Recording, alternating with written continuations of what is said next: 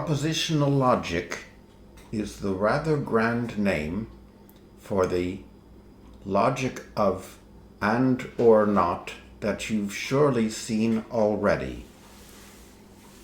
This is simply what we call Boolean logic. What I'm giving here is the terminology and notation as you would typically see in a logic textbook. So first we refer to propositional letters. These stand for concrete things that you might want to talk about. So here abstractly I have PQR, but in a particular problem domain they would refer to anything you might be interested, I don't know. In the domain of people you could have properties of being sleepy, sick, well, fat, tired, intelligent, etc. We of course distinguish propositional letters, which are these fixed predicates with specific meanings, from general formulas, which I'm writing here as A, B, and so on. Of course, our other propositions include true and false. We have negation, conjunction, disjunction, implies, if and only if. And in principle, we should have exclusive or, but that's mainly for hardware people. Semantics, remember, is about meaning. So we give the language shown on the previous slide a meaning which will be trivial for us because true will be 1, false will be 0, and the various logical connectives, their meanings will be given by the truth table below, which I'm sure is identical to truth tables you have seen many times before. Allow me to mention this bit of jargon, truth functional. Truth functional simply refers to the property that the connectives can be given by a truth table.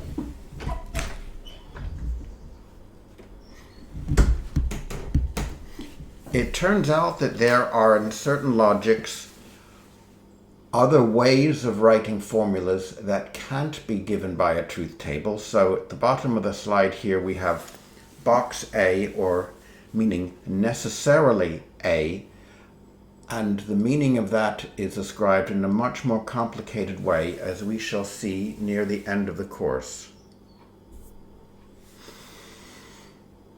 What I'd like to do now is reuse the concepts we saw in the first lecture.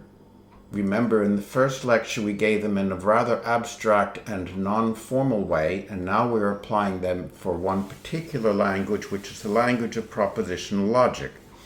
So you will remember from the first lecture that interpretations map variables to meanings.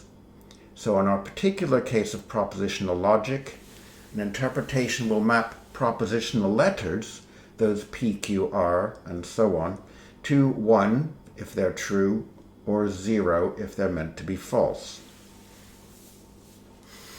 And for propositional logic, an interpretation will satisfy a formula precisely if it evaluates to 1 using the truth tables we just saw.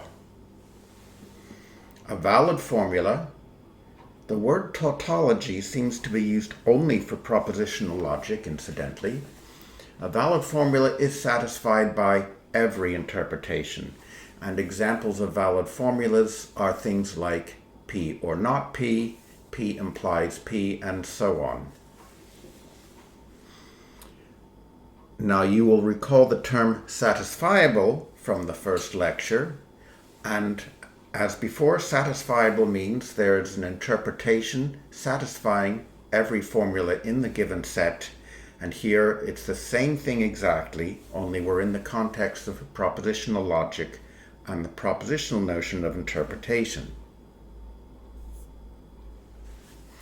Now, at some point in any logic course, students start to notice that there are too many things that look like arrows and seem to mean implies. So let's try and disambiguate some of these. Firstly, A implies B. That's a propositional formula. and it means no more than simply not A or B. I'll actually have a whole little digression on what that really means in a moment. But for now, simply not A or B. What about A entails B? This means that for every interpretation if I makes A true, then I also makes B true. So you see, this is something that refers to all interpretations. And note in the third line on the slide what this can be compressed as simply saying A entails B if and only if A implies B is a valid formula. So that links those two concepts. We can do a very similar thing with equivalence. So A equivalent to B means both that A entails B and that B entails A. So we also can say that A is equivalent to B if and only if the formula A if and only if B is valid. If you're still confused, one thing worth remembering is that something like A entails B is not a formula. In other words, it is not a propositional formula. You cannot AND that whole thing with something else. So it is something we can say among ourselves. We can say, yes, A entails B and also B entails C or something. But we are outside propositional logic when we start to do that. Now, I would like to digress a little bit about this mysterious question of A implies B. Does it really simply mean not A or B? So when we identify these two, this is called material implication. And some philosophers don't like it. They say there are paradoxes. So the first so-called paradox I'm showing here is P implies Q implies P. So that is a paradox because intuitively, perhaps, there should be some sort of linkage between Q and P. In other words, if one thing implies another, they would like there to be some kind of connection. So it's not like I'm saying, I don't know, the sky is blue, and therefore I am the king of Siam implies the sky is blue, because there's no connection between the suggestion that I'm the king of Siam and the sky being blue. It's just that the sky is blue, and so it just holds vacuously. The second formula shown here, P implies Q, or Q implies R, that seems even weirder, because if you are thinking in terms of causation, how on earth can we know for sure that whatever P, Q, and R there might be, there will be some sort of connection between them, as this seems to suggest? And yet, to see that this formula is a tautology, you simply need to convert it into disjunctions, and you'll see it's the same formula as not P, or Q, or not Q, or R, and that, of course, is trivially a tautology. So what could be done about this? Well, philosophers who are very good at thinking about all kinds of things, and by the way, they will think about things like whether there is a difference between asserting A and asserting A is true, and many, many papers have been written on the question of whether those two things are the same or not. Well, let's not go there. But nevertheless, the question of what to do with implication has led to a whole schools of logic. So you have, for example, a thing called relevance logic, which we shall have nothing to say about in this course. There is also a way of dealing with implication in modal logic with the help of that box thingy I showed you a moment ago. We will see that in lecture 11. And it turns out the treatment of implication in modal logic ends up being the same as what we are about to see.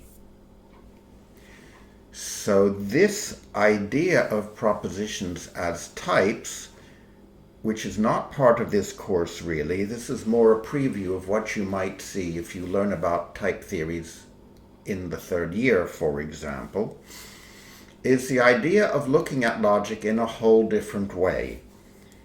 This way of looking at logic is to say, A is true isn't enough. We want to work always with evidence. So if you want to claim A is true, you need to have some evidence for A being true. So some little a is evidence for big A. And we can write it with a colon, so little a colon big A. Never mind for now exactly what this evidence looks like, but just below we can see some hints of how evidence can be built up. So suppose we have formulas A and B, and they're both true, which means we have evidence for A and B in the form of a little a being evidence for A, little b being evidence for B. Now imagine we can simply form them into a little pair, AB, and that is evidence for the conjunction A and B. Only I've written this as a Cartesian product because if you remember your discrete mathematics, the ordered pair A comma B belongs to the set A cross product B under these circumstances. So somehow we see an identification between logical conjunction and the binary Cartesian product of A and B. This also works for disjunction and the notion of disjoint sum, as you may have seen, for example, in the semantics course. So suppose little a is evidence for big A, and suppose we have a disjoint sum available. So we imagine the disjoint sum of A and B, written of course A plus B, and this operator called INL or INL, which injects into the disjoint sum, will then give us evidence for A plus B.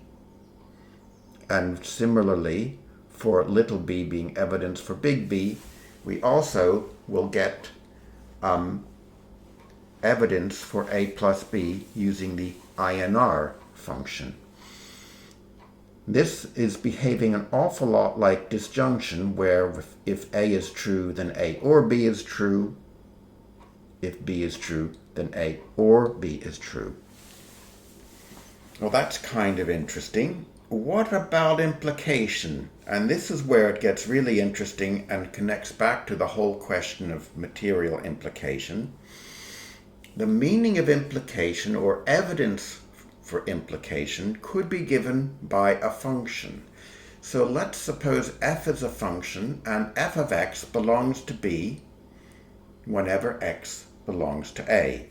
Or, a little more carefully, suppose f of x is evidence for b whenever x is evidence for a.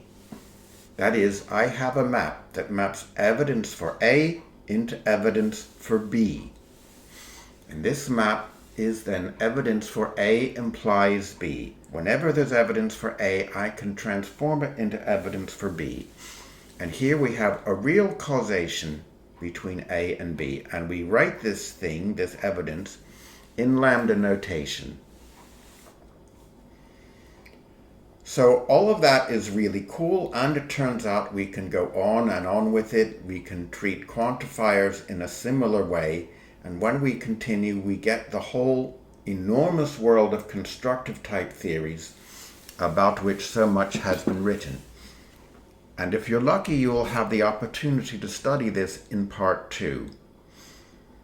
Before we leave this, I just want to say that constructive logic is weird. So one crucial point about constructive logic is that if you have the claim that P or Q is true, then you know which one of them is true. So in particular, we don't have P or not P being a tautology, because in the case of P or not P, we don't know which one is true. All we know is that in either case it will be true, but we don't have this possibility in constructive logic.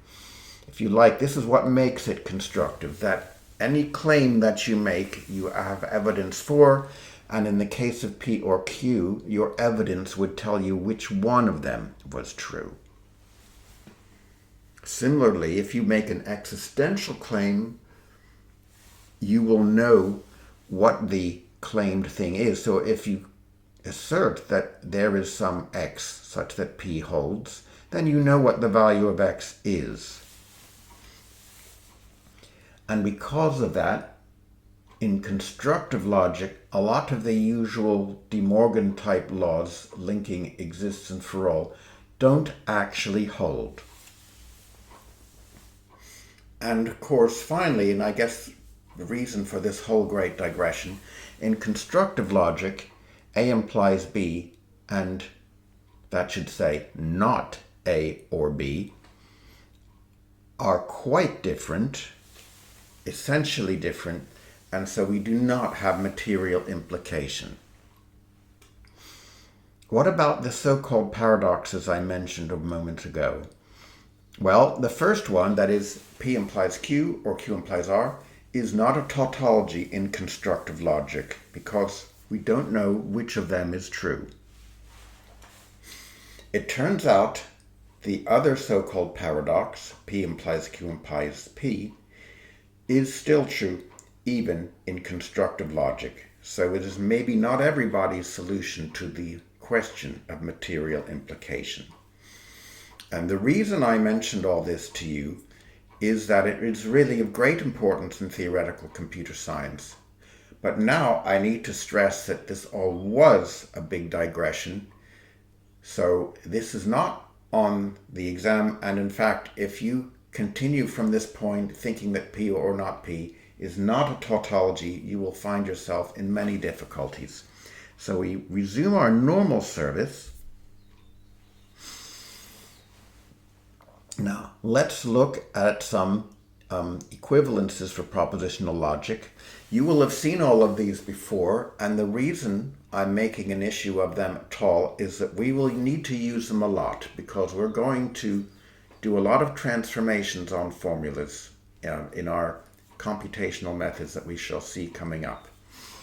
So yes, many of them are obvious. So for example, we can have a commutative property, A and B equivalent to B and A. We have the associative law.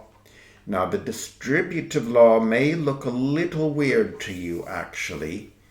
You see, many of your instincts from school for things like multiplying out brackets in algebra will serve you well in Boolean logic. But this one may seem a little odd to you. So if you're used to thinking of or as a bit like plus and as a bit like times, then this distributive law, which is the one right in the middle here, will look totally wrong to you. Nevertheless, it holds and it's important. I'd like to remark there is a similar slide in which I replace and by or and true by false. And I used to even present this slide. But not only would the repetition be boring, but I can make a point that we have a thing called duality in classical propositional logic. And that means that the world of, shall we say, and true, has an exact match in the world of or and false, so that if we transform, if we replace and by or, true by false, these things will continue to hold. This is one of those additional things that we would lose, in fact, if we switched to constructive logic. But duality will turn out to be quite important from time to time in the future. there are two more equivalences I'd like you to pay attention to. These are more to give you a feel for how to manipulate formulas, which we will be doing a lot in this course. So looking at the first one, and I hope it seems logical to you. Of course, it's very easy to check with the truth tables, but it's more like a kind of, shall we say, common sense, that if A makes C true and B makes C true, then clearly having A or B will make C true, and the other way around. And we will see these realized in the sequent calculus in a lecture or two, where we will see how we can actually prove theorems using this kind of idea.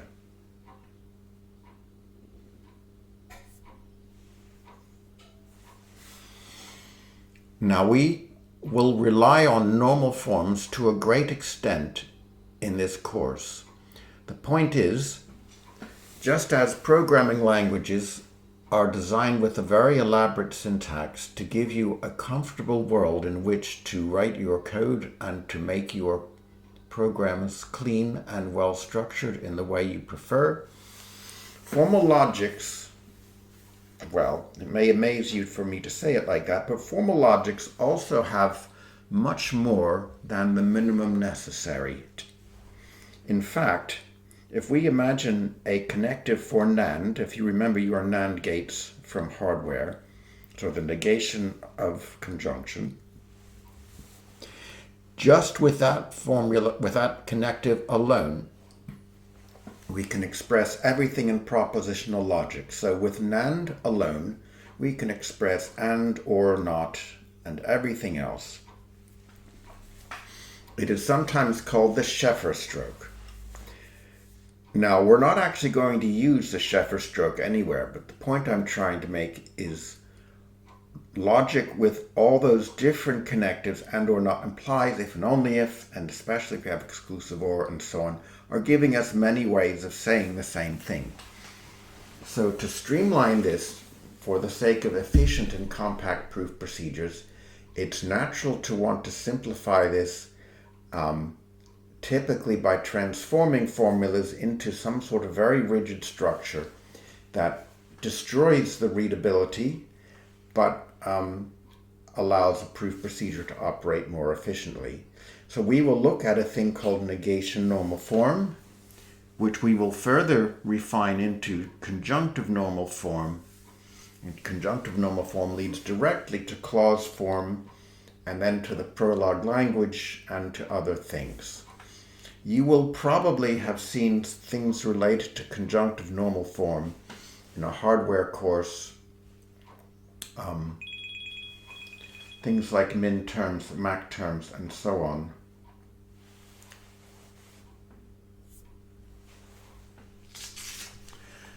Okay, so what is negation normal form?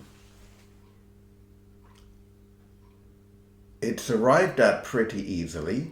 The first step is to get rid of if and only if and implies, so that the only connectives left are and, or, and not. So as you see here, we replace A if and only if B by the conjunction of A implies B and B implies A. And we also replace A implies B by not A or B. Now the first step has the unfortunate drawback of potentially causing an exponential blowup, and there's nothing, well, there's no simple thing we can do about that. The second step is to push in the negation symbol as far as possible using De Morgan laws. So of course, double negation of a formula A gives us A. The negation of A and B, we push the negations in to get the disjunction of two negations, and likewise for the negation of A or B. And the result is we have negation applied only to propositional letters and nowhere else.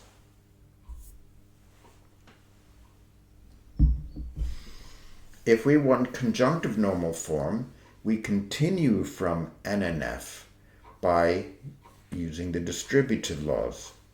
Here what we're trying to do is push in any disjunctions that have a conjunction as an operand, and we keep doing this.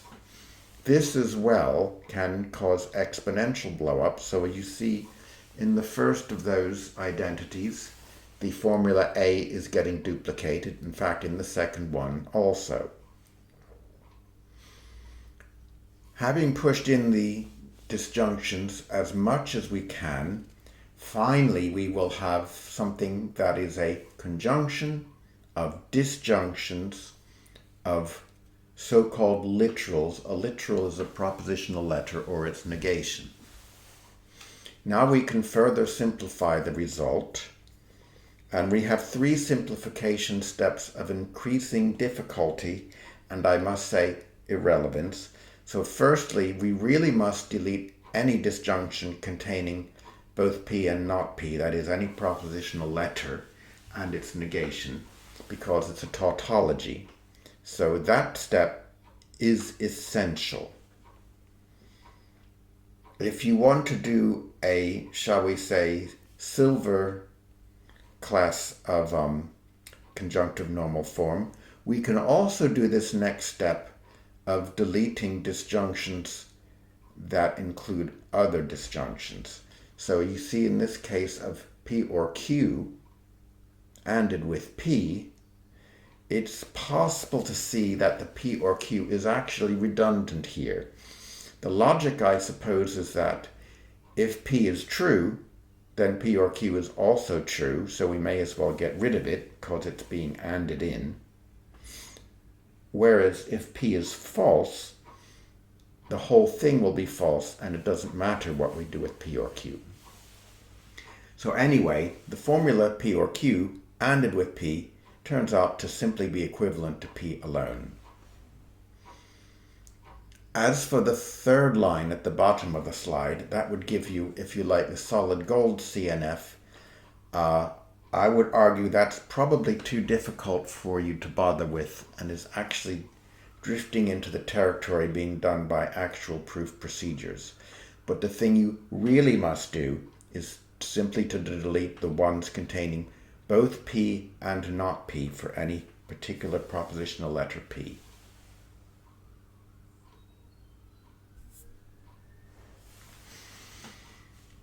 What I'd like to do now is demonstrate what we can do in propositional logic with this formula here.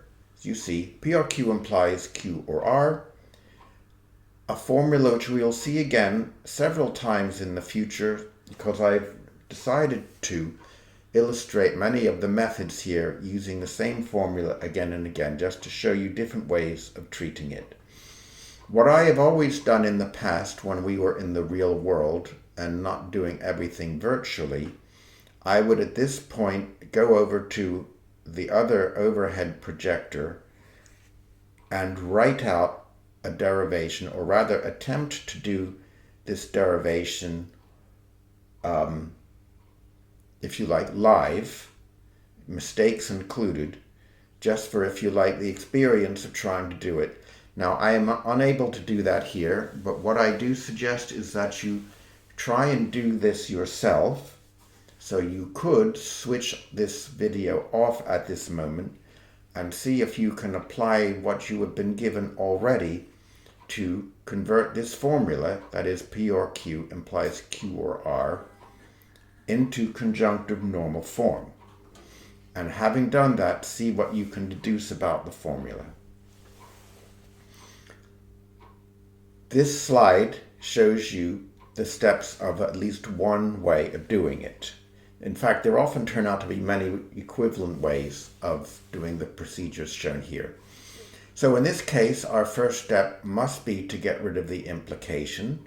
We turn it into not or, as you see, as step one. Now we have to push in the negation symbol.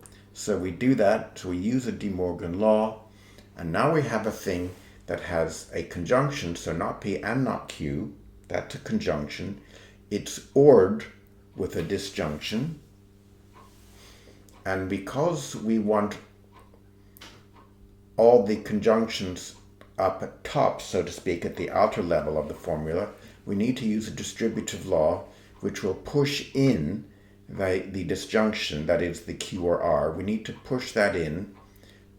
And so that is the next line where you see that we have taken the Q or R and we have put it into, firstly into not P, so we get not P or Q or R. The other formula was not Q, and now that becomes not Q or R.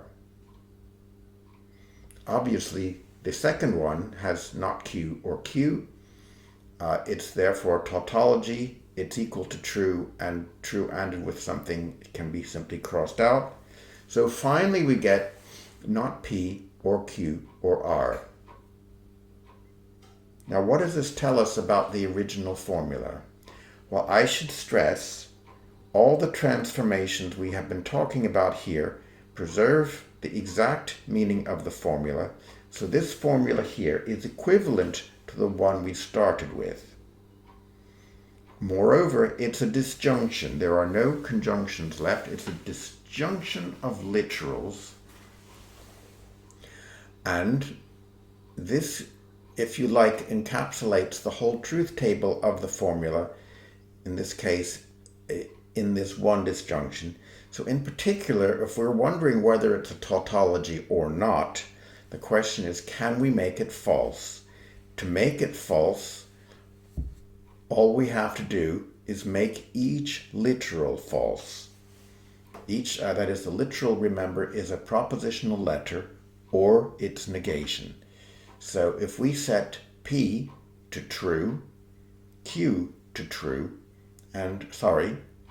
Q to false and R to false, then all three of the disjuncts will evaluate to false and will have falsified not P or Q or R. And you can actually check that if you plug it into the original formula, it evaluates to false.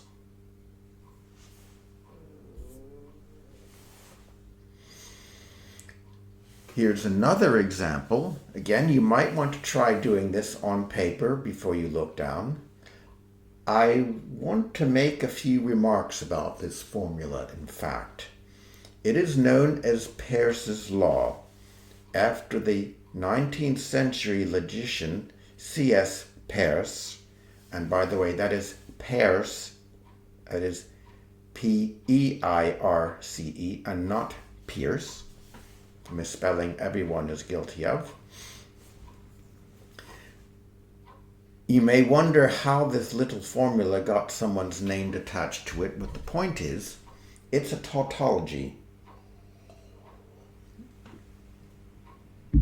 It's a pretty weird looking one, and it definitely counts as what might be called a paradox of material implication, because it doesn't seem to make any sense as to why it should be true. And yet, if you use truth tables, it will check out trivially that it is in fact a tautology. So let's try converting it to conjunctive normal form. It's a bit of a mess because of all the nested implications, and a really cruel exam question would ask you to do this sort of thing by hand. You should remind yourself this is why we have computers. Anyway, in the first step, we eliminate all of the implication symbols. In the second step, we push in the negations. This requires a certain amount of work. But finally, as you see under step 2, we have a formula in which all the negations are applied only to the propositional letters. But we also see that we have an or above an and, so we need to fix that using a distributive law. And finally, what we get at step 3 is not P or Q or P, ANDed with not P or P. Now, clearly, both of those contain not P or P, so both of them are true. So we have shown by converting this thing to conjunctive normal form that it is a tautology because, let me repeat it yet again, all of the transformations of this normal form preserve the meaning of the original formula. So the original formula is equivalent to simply true.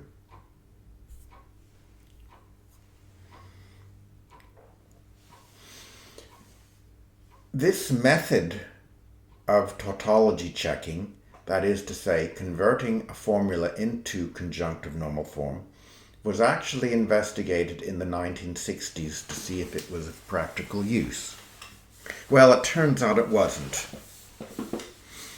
But what is the idea?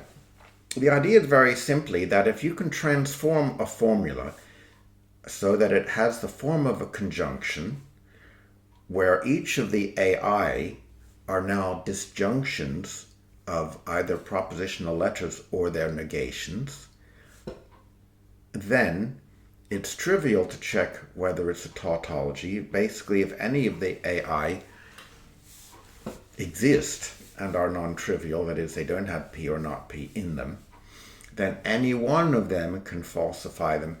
And so you could, in fact, read off from the conjunctive normal form, assuming they're all distinct and have been simplified, you could read off n distinct ways of making the original formula false. So the method is simply to convert to conjunctive normal form and then check whether what you've just got was identically true. Now we shall see later on methods based on the work of Davis, Putnam, and others, so-called DPLL or SAT solving methods. Or we will also look at binary decision diagrams. It turns out all of the methods shown here, they all can take exponential time in the worst case. And it's worth reminding you that propositional satisfiability is NP complete. If you haven't come across this notion, you will come across it in the complexity course very soon. So it is quite likely that every algorithm that can ever be defined for tautology checking will take exponential time in the first place. Nevertheless, both the Davis-Putnam methods and binary decision diagrams can solve problems involving thousands, even tens of thousands of propositional letters. And they can be applied to a wide range of application areas. It may be obvious that an obvious application area, of course, is hardware design, and it turned out binary decision diagrams were, in their first major application, used to verify, for example, binary adders.